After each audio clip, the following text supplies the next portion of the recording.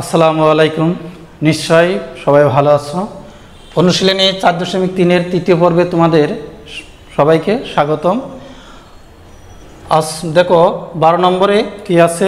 12 নম্বরে আছে 12x হলো x এবং 12 এর ঘাতের সমষ্টি।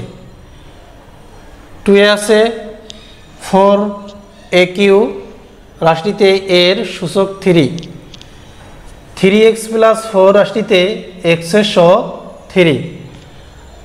উপরের তথ্যের ভিত্তিতে নিচের কোনটি সঠিক। তো এখানে খেয়াল করো যে x হচ্ছে চলক এবং 12 হচ্ছে সহগ অর্থাৎ সংখ্যা। তো এখানে ঘাতের সমষ্টি এটা ঠিক না। 4aq রাশিটিতে a এর সূচক 3, অর্থাৎ দেখো এর পাওয়ার কত আছে 3, অর্থাৎ সূচক পাওয়ার ঘাত একই জিনিস 3, এটা ঠিক। তাহলে আমাদের প্রথমটা রাইট না, দ্বিতীয়টা রাইট। 3x + 4 রাশিটিতে x এর সহগ 3, হ্যাঁ এখানে 3x x এর সহগ 3, অর্থাৎ আমাদের দুইটা ঠিক। তাহলে আমাদের ঠিক হচ্ছে 2 এবং 3, অর্থাৎ আমাদের গ নম্বরটা সঠিক।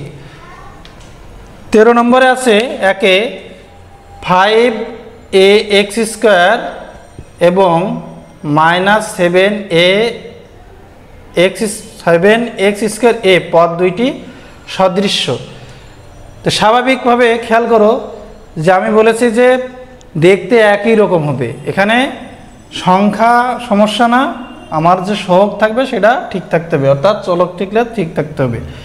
x² ঠিক আছে, এখানেও x² ঠিক আছে, এখানে a আছে, এখানেও একটা a আছে, অর্থাৎ এটা সঠিক, অর্থাৎ সদৃশ্য।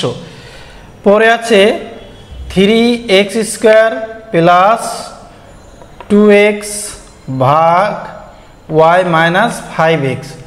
বীজগণিতীয় রাশিটিতে 4টি পদ আছে। বীজগণিতীয় রাশিতে প্লাস এবং মাইনাস ছাড়া যে ডিভিশন বা মাল্টিপ্লিকেশন এই চিহ্নকে ধরা হয় না। দুইটা চিহ্নই বীজগণিতীয় রাশি ধরা হয়, প্লাস এবং মাইনাস।